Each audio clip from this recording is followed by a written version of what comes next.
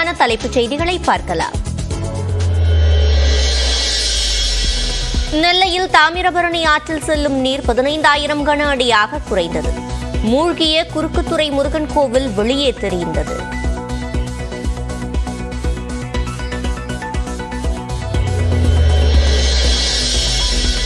திருநெல்வேலி பழைய பேருந்து நிலையத்தில் வடியாத மழைநீர்.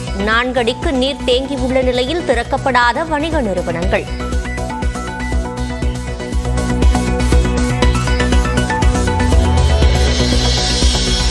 தூத்துக்குடி மில்லர்புரத்தில் மழைநீர் வடியாததால் வீட்டை விட்டு வெளியேற முடியாமல் தவிக்கும் மக்கள். தன்னார்வலர்கள் மூலம் பால் விநியோகம்.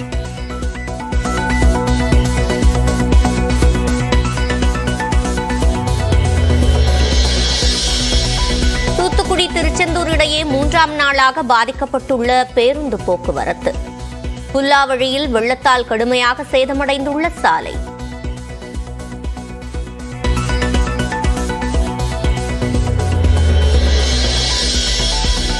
சென்னை தூத்துக்குடி இடையே மீண்டும் விமான சேவை தொடக்கம். தூத்துக்குடி விமான நிலையத்தில் நீர் வடிந்ததால் மீண்டும் விமானங்கள் இயக்கம்.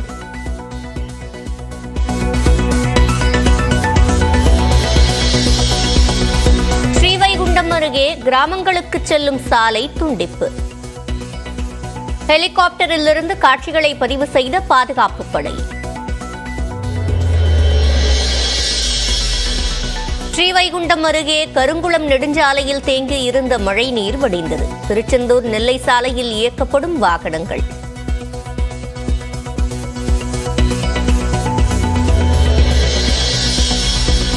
ஸ்ரீவைகுண்டம் அருகே வெள்ளத்தால் துண்டிக்கப்பட்டுள்ள கிராமங்கள். மீட்பு பணிக்கு படகில் சென்ற ராணுவ வீரர்கள்.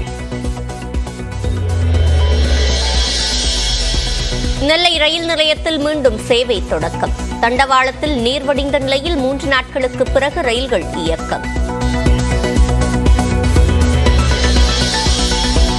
டெல்லியில் பிரதமர் நரேந்திர மோடியை சந்தித்தார் முதலமைச்சர் மு.க.ஸ்டாலின். மிக்ஜாம் புயல் பாதிப்பு மற்றும் தென் மாவட்ட வெள்ள பாதிப்புகளை தேசிய பேரிடராக அறிவிக்க கோரிக்கை.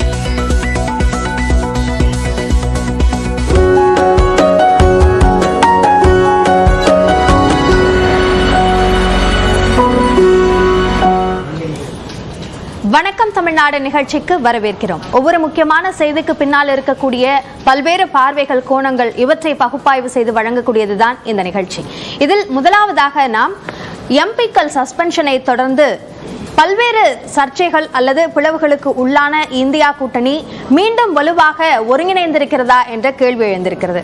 இது சார்ந்த பல்வேறு கேள்விகளுக்கு பதிலளிப்பதற்காக நம்மோடு நேர்லையில் இணையவிருக்கிறார் நாடாளுமன்ற உறுப்பினர் திருமிகு கனிமொழி சோமு அவர்கள். அதனைத் தொடர்ந்து தென் மாவட்டங்களில் மழையினுடைய பாதிப்பிலிருந்து இன்னமும் மீளாத ஒரு சூழல் என்பது பல பகுதிகளில் இருந்து வருகிறது. சில பகுதிகளில் வெள்ளம் வடிந்திருந்தாலும் கூட அங்கு என்ன நிலவரம் என்பது சார்ந்த விவரங்களை பதிவு செய்ய இருக்கிறார் நம்முடைய சிறப்பு செய்தியாளர் வெற்றி. அதனைத் தொடர்ந்து நியூஸ் அண்ட் வியூஸ் பகுதியில் நாம் முதலாவதாக பிரதமர் மற்றும் முதலமைச்சர் மு.க.ஸ்டாலினுடைய சந்திப்பு, இதன் பின்னணி என்ன என்பது குறித்து நாம் பார்க்கவிருக்கிறோம்.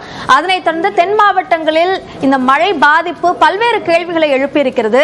அந்த கேள்விகள் எதனால் எழுந்திருக்கின்றன என்பது குறித்து நாம் பார்க்கவிருக்கிறோம். அதனைத் தொடர்ந்து அமைச்சர் பதவியை இழக்கப் போகிறாரா அமைச்சர் பொன்முடி என்ற கேள்வி எழுந்திருக்கிறது. நீதிமன்றத்தினுடைய இந்த உத்தரவை தொடர்ந்து அது அடுத்ததாக என்ன நடக்கும் என்பது குறித்து பார்க்கவிருக்கிறோம். அதனைத் தொடர்ந்து ஆளுநர் தென் மாவட்டங்களில் மழை பாதிப்புகள் குறித்த ஆய்வுக் கூட்டத்தை ஆளுநர் ஆர்.என். ரவி தனியாக நடத்தியிருக்கிறார். இதிலும் அரசுக்கும் ஆளுநருக்கும் இடையேயுமான அந்த மோதல் போக்கு எதிரொலித்திருக்கிறது. அது குறித்தும் நாம் இந்த நியூஸ் அண்ட் வியூஸ் பகுதியில் பார்க்கவிருக்கிறோம். தற்போது முதலாவதாக திருமிகு கனிமொழி சோமு அவர்களோடு பேசலாம். மேம் வணக்கம். எம்பிக்கள் சஸ்பென்ஷன் அப்படின்ற ஒரு விஷயம் இந்த 5 மாநில தேர்தல் சமயங்கள்ல இந்தியா கூட்டணி அதோட ஒற்றுமை என்பது சார்ந்த பல்வேறு கேள்விகள் எழுப்பப்பட்டன. இப்போ அதற்கான ஒரு மாற்றாக இந்த சஸ்பென்ஷன் அப்படின்றத மீண்டும் ஒரு வலுவான ஒருங்கிணைப்பை ஏற்படுத்தியிருக்கு அப்படின்னு சொல்ல வேண்டியிருக்கா? நீங்க சொல்றது ரொம்ப சரி. இந்தியா கூட்டணியை உடைக்கணும்ன்றதுக்காக தான் இந்த மெயின் சஸ்பென்ஷன்ங்கிறது ஒரு தார்மீகமாக ஒரு பக்கம் எடுத்துக்கலாம். ஏன்னா அடுத்த கூட்டம் தொடர் 19ஆம் தேதி நடக்க இருந்த டைம்ல தான் ஒவ்வொருத்தரையா சஸ்பெண்ட் பண்றாங்க. நம்ம ஏற்கனவே நம்ம நியூஸ் 18ல போன வாரம் நம்மளுடைய டிபேட்ல பேசும்போதே நான் சொன்னேன், இது செக்யூரிட்டி பிரீச்னு ஒரு பக்கம் பார்த்தாலும் 50%, ஒரு 30% வந்து இது வந்து நடைபெற்று கொண்டிருக்கும் அரசாங்கமே இதை செஞ்சிருக்கோன்றத நான் அன்னைக்கே நான் வந்து குறிப்பிட்டு சொன்ன ஒரு விஷயம். எதற்காக செய்யணும் அரசாங்கம்? அவங்களுக்கு தான் அவப்பெயர்ன்னு நீங்க கேட்கலாம். நிச்சயமா கிடையாது. இது வந்து ஒரு திசை திருப்புற ஒரு விஷயம் தான். இப்படி ஒரு விஷயம் வந்தாங்க, இதனால வந்து ஏன்னா வந்து கிட்டத்தட்ட இந்த செஷன் பாத்தீங்கன்னா அவை ஆரம்பிச்சதுல இருந்து ஃபுல் அப்போசிஷனுமே வந்து சப்போர்ட்ல எல்லா பிசினஸையுமே வந்து நாங்க நல்லபடியா நடத்தி கொடுத்து கொண்டுதான் இருந்தோம் கிட்டத்தட்ட 2 வார காலமாக.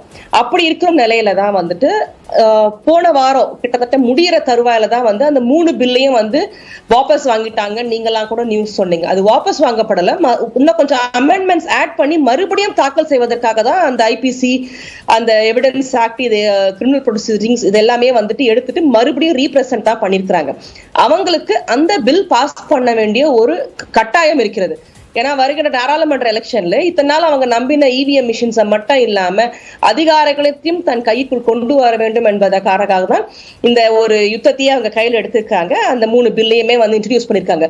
கிட்டத்தட்ட நாங்க எல்லா எதிர்கட்சியுமே வந்துட்டு லோக்சபால வந்துட்டு 15 ஹவர்ஸும் ராஜ்யசபால வந்து 15 மணி நேரம் விவாதமும் இந்த பில் மேல வைக்கணுங்கிற திரும்ப நாங்க கேட்டுக்கொண்டிருந்த ஒரு விஷயமும் இருக்கிறது இதுல. அப்படி கேட்டுக்கொண்டு இருக்கும் போது தான் முதல்ல வந்து 15 hours ஆஃப் டிஸ்கஷன் 2 அவைகளுக்குமே இங்க 15 மணி நேரம் அங்க 15 மணி நேரம் கொடுத்துட்டாங்க. அப்படி ஒரு நிலைப்பாட்டுக்கு டிஸ்கஷன் வந்துச்சுன்னா நிறைய விஷயங்களை வந்து எதிர்கட்சிகள் கொண்டு வந்து வைக்கும். இது ஒரு பக்கம். இரண்டாவது பக்கம், கூட்டணி நடைபெறுகின்ற டைம்ல எந்த அப்போசிஷன் எம்பிஸும் உள்ள இல்லாம அவங்கள வந்துட்டு அவங்கெல்லாம் ஒற்றுமையில நிக்கிறாங்களா இல்ல அவங்களுக்குள்ள வந்து மாற்று கருத்து இருக்குதான் டெஸ்டிங்கும் இதைதான் வந்துட்டு மத்திய அரசு செஞ்சுதான் வந்துட்டு அப்போசிஷன் பீப்புள வந்து வெளியேற்றிருக்காங்க. இப்போ சஸ்பெண்ட் ஆயிருக்க எல்லா பாஜகவுக்கு எதிரான ஒரு எண்ணம் இப்படியான ஒரு நடவடிக்கை எடுக்கும் போது அது வலுப்பெறும் அப்படின்ற உணர்வு பாஜகவுக்கு ஏற்பட்டிருக்காதா? அப்போ அதை மீறி இந்த சஸ்பென்ஷன் நடவடிக்கை எடுக்கிறாங்க அப்படின்றது வந்து இப்போ அமளி என்ற ஒரு விஷயத்த கையில் எடுக்கிறாங்க எதிர்கட்சிகள், அதை ஒடுக்கிறதுக்காகத்தான் இந்த மாதிரியான விஷயங்களை செய்யறாங்க அப்படின்ற குற்றச்சாட்டை நீங்க முன்வைக்கிறீங்க. ஆனா அமைதியாக நாடாளுமன்றத்தை நடத்துவதற்கான ஒரு தேவையும் இருக்கத்தானே செய்யுது. நாங்களுமே அமைதியா நடத்தக்கூடாதுன்னு சொல்லலையே. இந்த கூட்டத்தொடர், இந்த குளிர்கால கூட்டத்தொடர் ஆரம்பிச்ச டைம்ல இருந்து இந்த விஷயம், அதாவது செக்யூரிட்டி பிரீச் நடக்கிற அந்த நிமிஷம் வரைக்கும் லோக்சபாலையும் சரி ராஜ்யசபாலையும் சரி ஒரு விதமான கூச்சல் குழப்பமும் இல்லாம எல்லா பில்லுக்கும் நாங்களும் பார்ட்டிசிபேட் பண்ணி ஹெல்த்தியான ஒரு டிபேட்டை வச்சு டிஸ்கஷன் நடத்தி பில்ல பாஸ் பண்ணிக்கிட்டு தானே இருக்கிறோம். அப்படி அதாவது முதல் நாள்ல இருந்தே அப்படி செய்யலைன்னா நீங்க இந்த குற்றச்சாட்டை வைக்கலாம். பட் நாங்க ஒத்துழைச்சிட்டு தானே இருக்கிறோம் பில்ஸை பாஸ் பண்றதுக்கு, அவையை நடத்துறதுக்கு. அப்ப ஒழுங்கா சென்று கொண்டிருந்த அவையை கூச்சலத்துக்கும் குழப்பத்துக்கும் ஆளாக்குவது பாரதிய ஜனதா கட்சி தான். ஏன்னா சேர்மன்ஸ் 2 பேருமே அவர்களுடைய அப்பாயின்மெண்ட்ல தான் வராங்க. அவங்க என்ன சொல்றாங்களோ அதை தான் வந்து சேர்மன்ஸும் செய்யறாங்களோ இரு அவைகளுடைய கூட்ட தலைவர்களும் அவங்க தன்னிச்சையா நடுநிலையா எந்த முடிவையும் எடுக்கிறது கிடையாது.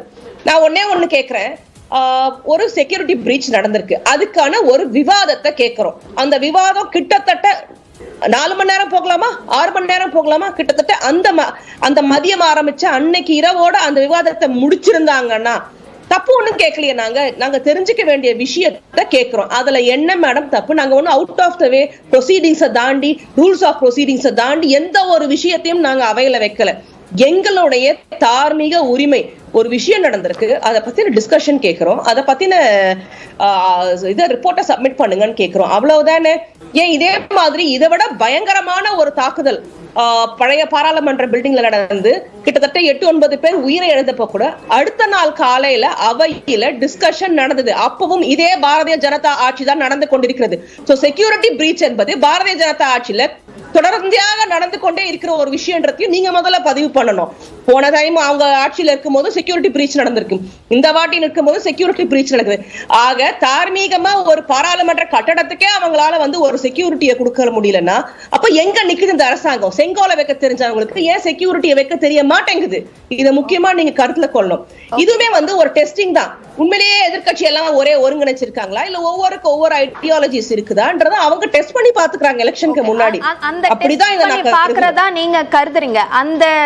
அந்த டெஸ்ட் வந்து எப்படியா நீங்க பாக்குறீங்க? அதாவது அப்படிதான் நடந்திருக்கா? அந்த ஒற்றுமை என்பது மீண்டும் வலியுறுத்த வேண்டிய ஒரு அவசியமான ஒரு சூழ்நிலையில தான் இந்தியா கூட்டணி இருக்கா? அவங்களுக்கு தான் அதுல டவுட் வந்திருக்க வழிய எங்களுக்கு இந்தியா கூட்டணியில இருக்க யாருக்கும் எங்களுக்கு அந்த டவுட் இல்ல. நாங்க எல்லாம் வந்து ஒருமித்த கருத்துல தான் இருந்தோம். ஒரே ஒரு கூட்டத்தொடரை வந்து நடத்த முடியாம கொஞ்சம் போஸ்ட்போன் ஆச்சு. ஏன்னா அன்றைய தேதியில வந்துட்டு இங்க வந்து நடத்த முடியாம போனப்பவே நிறைய சந்தேகங்கள் அது அடிப்படையில வைக்கப்பட்டது. அதற்கு முக்கியமான காரணம் காங்கிரஸ் கூட்டணிகளை ஆதரிச்சு 5 மாநில தேர்தல்ல நடந்துக்கல அப்படின்ற ஒரு குற்றச்சாட்டு என்பதுதான். இப்போ அதை மீறி இந்த கூட்டத்துல அந்த வலியுறுத்தல் என்பது நடந்ததா, அந்த ஒருங்கிணைப்பு என்பது உறுதி செய்யப்பட்டதா? ஒரு விஷயம் நம்ம இங்க புரிஞ்சுக்கணும். ஸ்டேட் எலெக்ஷன்ஸ் வரும்போது அவர்கள் அவங்களுக்கு ஒரு பாலிசி வச்சிருப்பாங்க. எப்ப கூட்டணி வரும்னா நாடாளுமன்ற தேர்தல் வரும்போது மட்டும்தான் அந்த கூட்டணியை வந்து பிரதானமா கருதுவோம். இப்படிதான் வந்து தொட்ட காலம் முதல் இன்றைய வரைக்கும் வரலாறு போய் கொண்டிருக்கிறது. எந்த ஸ்டேட் எலெக்ஷன்லயும் நம்ம கூட்டணியில இது வரைக்கும் எந்த மாநிலத்திலையும் பெருசா வந்து எங்கேயுமே நடந்தது கிடையாது. பட் ஒரு பிரைம் மினிஸ்டர் கேண்டிடேட் வரும்போது நம்ம வந்து டிஃபரெண்டா டைவர்சிஃபைடா இருக்கிறோம்ன்ற காரணத்தால ஒவ்வொரு மாநிலமும் ஒவ்வொரு மொழி பேசி ஒவ்வொரு எத்தனிக் கல்ச்சரை ஃபாலோ பண்ற காரணத்தால ஒருங்குமித்த ஒரு பிரதமர் வரணும், எல்லா சாதி மக்களையும் எல்லா ரிலிஜனையும் ஒருங்கித்து வரணும்ன்றதுக்காக தான் வந்துட்டு ஒரு கூட்டணியை ஃபார்ம் பண்றோம். அந்த கூட்டணி தான் இந்தியா கூட்டணி. இதுக்கு முன்னாடி பல கூட்டணிகளை வந்துட்டு நம்மளுடைய VP சிங் தலைமையிலையும் மன்மோகன் சிங் தலைமையிலும் பல ஹிஸ்டரிகளை பார்த்திருக்கிறோம். அப்படி இருக்கும் பொழுது இந்த கூட்டணியும் அப்படி ஃபார்ம் ஆனதுதான். இது உண்மையிலேயே கிட்டத்தட்ட நடைபெற்று கொண்ட 10 ஆண்டு காலத்துல மற்ற சமுதாயத்தினர், அதாவது ஹிந்துங்கிறத தவிர மிச்ச எல்லாருமே வந்து பல வகையில வந்து அஃபெக்ட் ஆயிருக்காங்கன்றது வந்து நிறைய இன்ஸ்டன்சஸ்ல பார்த்திருக்கிறோம். இப்ப கடைசியா நடந்த மணிப்பூர் விஷயம் வரைக்கும் நான் சொல்றது. அப்படி போய்கொண்டு இருக்கும்போது மறுபடியும் அவங்களுக்கு வந்து ஒரு டெஸ்டிங், இவங்க எல்லாம் ஒருங்கித்து இருக்கிறாங்களா, அதாவது 5 ஸ்டேட்ல வின் பண்ண ஒரே காரணத்தினால அவங்க வந்து நாடாளுமன்ற தேர்தலில் வின் பண்ணிடுவாங்க, அவங்கதான் மீண்டும் ஆட்சி அமைப்பாங்கன்றதெல்லாம் வந்து யாராலையும் சொல்ல முடியாது. மக்கள் மனசுல என்ன விஷயமா இருந்தாலும் இதுல இன்னொரு சந்தேகம் என்னன்னா, இந்த 4 மாநிலங்கள்லயுமே எதிரெதிராக முக்கிய போட்டியாளர்களாக இருந்ததும் காங்கிரஸ் பாஜக தான்.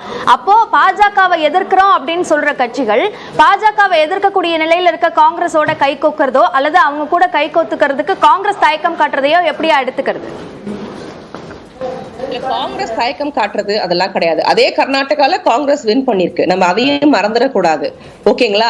சோ இவங்க வந்து நார்த் சைட்ல இவங்க சொல்லுகிற விஷயத்தை, இவங்க ஆளுகின்ற அரசாட்சி, அதாவது ஒரு ஸ்டேட்ல பாத்தீங்கன்னா கிட்டத்தட்ட அவங்களுக்கு MLAs இல்லாமலே வந்து பாரதிய ஜனதா கட்சி ஆட்சி அமைச்சிருக்கு. இப்படிதான் அவங்க வந்து எல்லா ஸ்டேட்லயும் புல்டோஸ் பண்றாங்க. அதனாலதான் நேற்று இந்தியா கூட்டணி நடந்த இதுலயுமே வந்து அந்த EVM மிஷின்ல வரக்கூடிய ஸ்லிப்பை எடுத்து ஒரு ஓட்டு பெட்டியில போடணுங்கிற ஒரு ரெசல்யூஷனையும் பாஸ் பண்ணிருக்காங்க. ஏன்னா அதுலயும் வந்து ஒரு கிராஸ் செக் பண்ண முடியும், இவங்க நடத்தக்கூடிய எலெக்ஷன்ல நம்பகத்தன்மை இல்லை, இது சரியான ரிசல்ட்ஸ் கிடையாதுங்கிறத வந்து திரும்ப நான் சொல்லிட்டு இருக்கேன்.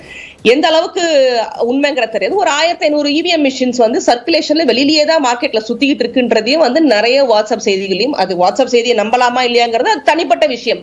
அப்படி ஒரு செய்தியும் இருக்கிற ஒரு இந்த பாயிண்ட்ல இது எல்லாமே வந்துட்டு அவங்க நடத்துகின்ற ஒரு நாடகம், ஒரு சூழ்ச்சிங்கிறது தான் வந்துட்டு இங்க நான் சொல்லக்கூடிய விஷயம். ஜஸ்ட் பிகாஸ் வாயை திறந்து மான் கி பாத்ல வந்துட்டு பிரதமர் பேசிட்டாருன்ற ஒரே காரணத்தினால எல்லோரும் ஓட்டு போட்டுவாங்க கிடையாது. அவர் அந்த பக்கம் அந்த ஜிமிக்ஸ பண்ணிட்டு இந்த பக்கம் உள் வேலைகளை நிறைய செய்து கொண்டுதான் இருக்கிறார்கள்.